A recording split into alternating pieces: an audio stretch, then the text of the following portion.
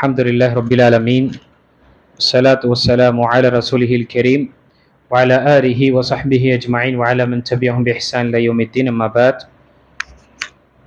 باب بيان أن السنة إذا قيل للمتأذن من أنت يقول فلان فيسمي نفسه بما يعرف به من اسمه أو كنية وكراهية قوله أنا ونحوه. عن أبي ذر رضي الله عنه قال خرجت ليلة من الليالي فإذا رسول الله صلى الله عليه وسلم يمشي وحده فجعلت أمشي في ظل القمر فالتفت فرآني فقال من هذا فقلت أبو ذر متفق عليه.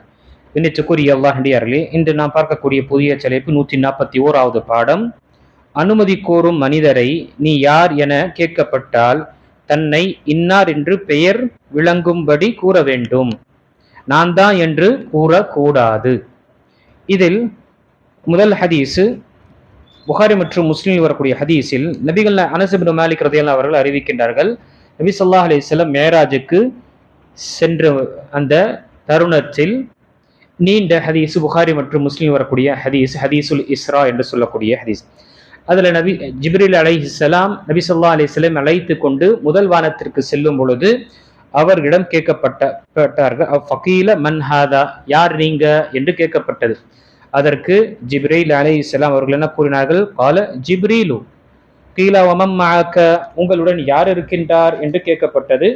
கால முஹம்மதுன், முஹம்மத் அவர்கள் ஸல்லல்லாஹு அலைஹி வஸல்லம் இருக்கின்றார்கள். இங்கு இந்த ஹதீஸின் மூலமாக நாம் அறிந்து கொள்ளலாம், ஒவ்வொரு வானத்திலும் ஜிப்ரீல் அலைஹிஸ்ஸலாம் நபி ஸல்லல்லாஹு அலைஹி வஸல்லம் அழைத்து கொண்டு செல்லும் பொழுது அங்கு கேட்கப்படும் பொழுது ஒவ்வொரு தடவையும் என்ன செய்தார்கள், ஜிப்ரீல் என்று பெயரும் குறிப்பிட்டார்கள், முஹம்மது ஸல்லல்லாஹு அலைஹி வஸல்லம் என்றும் பெயரை குறிப்பிட்டார்கள். இப்போ இங்கு இந்த நமக்கு அனுமதி நாம் கேட்கும் பொழுது, யார் அங்க என்று கேட்கும் பொழுது அல்லது யார் நீங்க என்று கேட்கும் பொழுது நாம நம்முடைய பெயரை குறிப்பிட வேண்டும். நம்முடைய வீட்டிற்கு சென்றாலும் சரி, நம்முடைய வீட்டிற்கு சென்றாலும் சரியே இது ஒரு ஒழுக்கமாக இருக்கின்றது. அடுத்த ஹதீஸ் நான் ஓதிய ஹதீஸ், புகாரி மற்றும் முஸ்லிம் வரக்கூடிய ஹதீஸில் அபூ தர் ரலியல்லாஹு அன்ஹு அவர்கள் அறிவிக்கின்றார்கள், ஒரு முறை நான் நபி ஸல்லல்லாஹு அலைஹி வஸல்லம் ஒரு நாள் இரவு நான் வீட்டை விட்டு வெளியேறி சென்றேன். அப்போது நபி ஸல்லல்லாஹு அலைஹி வஸல்லம் அவர்கள் தனியே நடந்து சென்று கொண்டிருந்தார்கள். நிலாவின் ஒளியில் நானும் நடக்க ஆரம்பித்தேன். அப்பொழுது நபி ஸல்லல்லாஹு அலைஹி வஸல்லம் அவர்கள் திரும்பி என்னை பார்த்தார்கள். யார் அது என்று கேட்டார்கள். அபூ தர் என்று கூறினேன். இந்த ஹதீஸ் புகாரி மற்றும் முஸ்லிம் வரக்கூடிய ஹதீஸ். இந்த ஹதீஸில் இதிலும் தெரிய வருகின்றது, நபி ஸல்லல்லாஹு அலைஹி வஸல்லம் கேட்கும் பொழுது சஹாபி அவருடைய அந்த குன்னியா அபூ தர் அவருடைய அசல் பெயர் பார்க்கும் பொழுது ஜுந்துப் இப்னு ஜுனாதா அல் பஜலி ரலியல்லாஹு அன்ஹு, அவர்களுடைய குன்னியா அந்த புனைப்பெயர், அழைக்கக்கூடிய பெயர் அபூ தர் என்று இவர் தெரியப்படுத்தினார்கள். இங்கு இன்னொரு புகாரி மற்றும் முஸ்லிம் வரக்கூடிய ஹதீஸில் ஒரு முறை ஜாபிர் ரலியல்லாஹு அவர்கள் அறிவிக்கின்றார்கள், நான் நபி ஸல்லல்லாஹு அலைஹி வஸல்லம் அவர்களின் வீட்டிற்கு வந்தேன். வாசல் கதவை தட்டினேன். யார் அது என்று கேட்டார்கள். நான் தான் என்று கூறினேன். நான் என்றால் யார் அது என்று கேட்க நபி ஸல்லல்லாஹு அலைஹி வஸல்லம் அவர்கள் என் பதில் கேட்டு வெறுத்தவர்கள் போல் காணப்பட்டார்கள். இந்த ஹதீஸும் புகாரி மற்றும் முஸ்லிம் வரக்கூடிய ஹதீஸ். பாருங்க, ஜாபிர் இப்னு அப்துல்லாஹ் ரலியல்லாஹு அன்ஹு மிகவும் நேசிக்கக்கூடிய, மிகவும் நேசமான சஹாபி, மிகவும் பிரபல்யமான சஹாபி. இவர்கள் அல்லாஹ்வுடைய தூதரை சென்று சந்திக்கும் பொழுது நபி ஸல்லல்லாஹு அலைஹி வஸல்லமுக்கு தெரியாதா, அந்த சப்தத்தை கொண்டு நாம அறிந்து கொள்ளும். ஆனால் அல்லாஹ்வுடைய தூதர் ஸல்லல்லாஹு அலைஹி வஸல்லம் இந்த ஒழுக்கத்தை கடைபிடிக்கக்கூடிய நிலையில கேட்டாங்க, யார் அது என்று கேட்கும் பொழுது அங்கு சஹாபினசன் நான் தான் அன என்று கூறும் பொழுது அன மன் என்று நபி ஸல்லல்லாஹு அலைஹி வஸல்லம் கொஞ்சம் விருப்பமாய் கேட்டார்கள். அப்போ இங்கு நம்முடைய வீட்டிற்கு சென்றாலும் சரி, நாம யாருடைய வீட்டிற்கு சென்றாலும் சரி, போன் செய்தாலும் சரி, அல்லது எந்த ஒரு பர்மிஷன் நாம் கேட்க வேண்டும் என்றாலும் நாம் என்ன செய்ய வேண்டும், பெயர் யார் என்று கேட்கப்பட்டதென்றால் பெயரை நாம் கூற வேண்டும். நான் தான் என்று கூறுவது என்ன, சுன்னத்திற்கு முரணாக இருக்கின்றது. அது ஒரு கணவர் தன்னுடைய வீட்டிற்கு சென்றாலும் சரியே, மனைவி வீட்டிற்கு சென்றாலும் சரியே, குழந்தைகள் வீட்டிற்கு சென்றாலும் சரி, யாரு சென்றாலும் உள்ளே இருக்கக்கூடியவர் யார் என்று கேட்டால் நாம் நம்முடைய பெயரை குறிப்பிட வேண்டும். நான் அப்துல்லா, நான் அப்துல் ரஹ்மான் என்று நாம் அவர்களுடைய பெயரை சொன்னாதான். இல்ல என்ன ஆகும், அதை நான் தான் என்று சொல்லி அதற்கு பிறகு அவர்கள் திறக்கல, யாரோ ஒரு மஹரம் இல்லாதவர் வந்திருக்கலாம், அல்ல அந்நிய ஆண் வந்திருக்கலாம் என்று தாமதப்படுத்தும் பொழுது இங்கு வெளியே இருக்கக்கூடிய கணவரோ அல்லது பொறுப்புதாரிக்கு கோபம் ஏற்படலாம். நான் தான் என்று சொல்லி கூட திறக்கலை என்ற அந்த கோபம் வரும். ஆனால் இந்த கோபம் சரியானது கிடையாது. ஏன், கேட்கப்பட்ட கேள்விக்கு நீங்க சரியான பதில் தரல. அப்போ குற்றம் யார் மீது? வெளியே இருந்து நான் தான் என்று சொன்னவர். அப்போ அங்கு நாம் நினைவு கொள்ள வேண்டும், நமக்கு என்று ஒரு பெயர் இருக்கு. அந்த யார் என்று கேட்கப்படும் போது அந்த பெயரை கூறுவதுதான் நபி ஸல்லல்லாஹு அலைஹி வஸல்லமுடைய சுன்னாவும் நபி ஸல்லல்லாஹு அலைஹி வஸல்லம் அவர்கள் நமக்கு கற்றுத்தந்த ஒழுக்கம். நான் தான் என்று சொல்லக்கூடியது என்ன, நபி ஸல்லல்லாஹு அலைஹி வஸல்லமை வெறுக்கக்கூடிய அல்லது அவர்களை கோபத்தை ஏற்படுத்தக்கூடிய வார்த்தைகளாக இருக்கின்றது. இந்த விஷயத்தை நாம் அஞ்சி கொள்ள வேண்டும். அதே போல நேத்து ஹதீஸிலும் நாம ஒரு விஷயத்தை படிக்கவில்லை. பொதுவாக இந்த ஸ்கூல்ல இருக்கட்டும் அல்லது மற்ற வீட்டில் வரும்பொழுதும் சரி, என்ன கேட்கிறாங்க, மே கமிங்ஸ் டீச்சர், நான் உள்ள வரலாமா இப்படி என்று கேட்கின்றார்கள். இப்படிப்பட்ட விஷயங்கள் நாம ஹதீஸ் மூலமாக அறிந்து கொள்ளலாம்.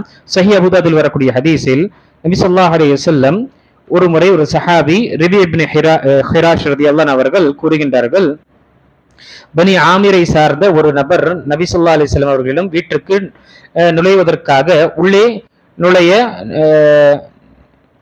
நுழையலாமா என்று அனுமதி கேட்டார்.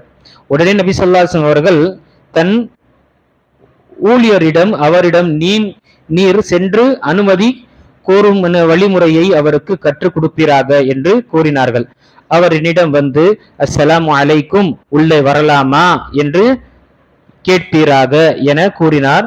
அதை கேட்ட நான் அஸ்ஸலாமு அலைக்கும், நான் உள்ளே வரலாமா என்று நபி ஸல்லல்லாஹு அலைஹி வஸல்லம் என்றேன். நபி ஸல்லல்லாஹு அலைஹி வஸல்லம் அவர்கள் எனக்கு அனுமதி வழங்கினார்கள். நான் வீட்டுக்குள் நுழைந்தேன். இந்த ஹதீஸ் அபூ தாவூதில் வரக்கூடிய ஹதீஸ். நம்ம ஸ்கூல்ல இருக்கட்டும், குறிப்பாக நம்ம முஸ்லிம் ஸ்கூலில் படிக்கக்கூடியவர்களாக இருக்கும் பொழுது நாம அந்த மாஹோலை ஏற்படுத்தி கொள்ள வேண்டும், இந்த சுற்றுச்சூழலை ஏற்படுத்தி கொள்ள வேண்டும். நம்ம மிஸ்ஸோ அல்லது டீச்சரோ அல்லது வாத்தியாரு உள்ள செல்லும் பொழுது அஸ்ஸலாமு அலைக்கும் என்று சொல்லி உள்ள வரலாமா என்று நம்ம கேட்க வேண்டும்.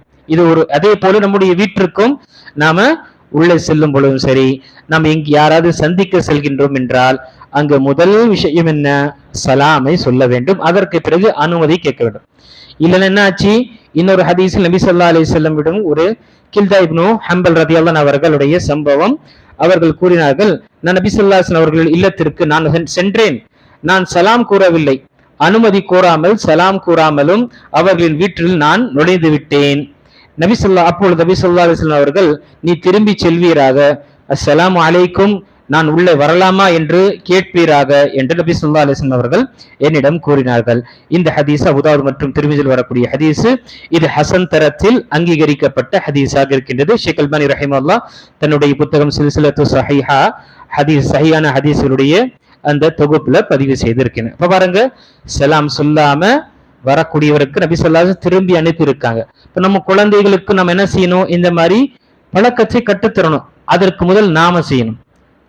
நாம சலாம் சொல்லாம உள்ள நுழைந்து விட்டோம் என்றால் வீட்டிற்கு வெளியே நாமே என்ன செய்யணும், சென்று நின்று அஸ்ஸலாமு அலைக்கும் என்று சொல்லி நம்ம உள்ள வர வேண்டும். அதை நம்முடைய குழந்தைகள், மனைவி, மக்கள், வீட்டில் இருக்கக்கூடியவர்கள் பார்க்கும் பொழுது இது ஒரு அதபாக இருக்கின்றது, இது ஒரு மேனஸாக இருக்கின்றது என்று அவர்கள் கற்றுக்கொள்வார்கள். இது மாதிரி நம்ம கற்றுக் கொடுக்கும் பொழுது கண்டிப்பாக ஒரு வாரம் இந்த விஷயத்தை கடைபிடிக்கும் பொழுது வாழ்நாள் முழுவதும் இதை மறக்க மாட்டோம். நாம் இதை சரி இந்த வாட்டி விட்டுறலாம், அடுத்த வாட்டி விட்டுறலாம் என்று அலட்சியப்படுத்துவதனால அப்படியே தான் போதும். அதே போல வலது கரத்தில் பயன்படுத்தக்கூடிய விஷயம், தண்ணீரை குடிப்பதும் சரி, சாப்பிடுவதும் சரி, நம்ம ஏதாவது ஒரு விஷயத்தை வாங்குவதும் கொடுப்பதும் சரி, வலது கரத்தை நபி ஸல்லல்லாஹு அலைஹி வஸல்லம் விரும்பினார்கள் என்று ஹதீஸ்களை பார்த்தோம்.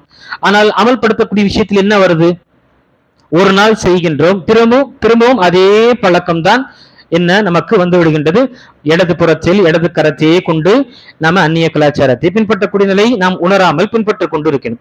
அப்ப அந்த நேரத்தில் நாம தவறு செய்கின்றோம் என்றால் நான் வலது கரத்தில் செய்யக்கூடிய அந்த பழக்கத்தை கொண்டு வர வேண்டும். நம்முடைய குழந்தைகளுக்கும் அந்த பழக்கத்தை கொண்டு வந்தோம் என்றால் கண்டிப்பாக ஒவ்வொரு சுன்னாவை நாம் கடைபிடிக்கும் பொழுது அதில் இருக்கக்கூடிய சிறப்புகள் சுப்ஹானல்லாஹ், ஒன்று அல்லாஹ்வுடைய தூதரை நேசிக்கின்றோம் என்ற அங்கு சான்று, நாம அவருடைய பேச்சை பின்பற்றுகின்றோம் என்ற விஷயம் வரும்.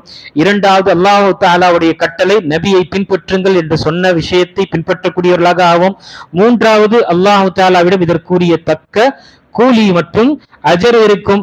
நான்காவது, உலக ரீதியாக நமக்கு கிடைக்கக்கூடிய பலன் நாம் என்ன செய்வோம், நமக்கு கிடைத்துவிடும்.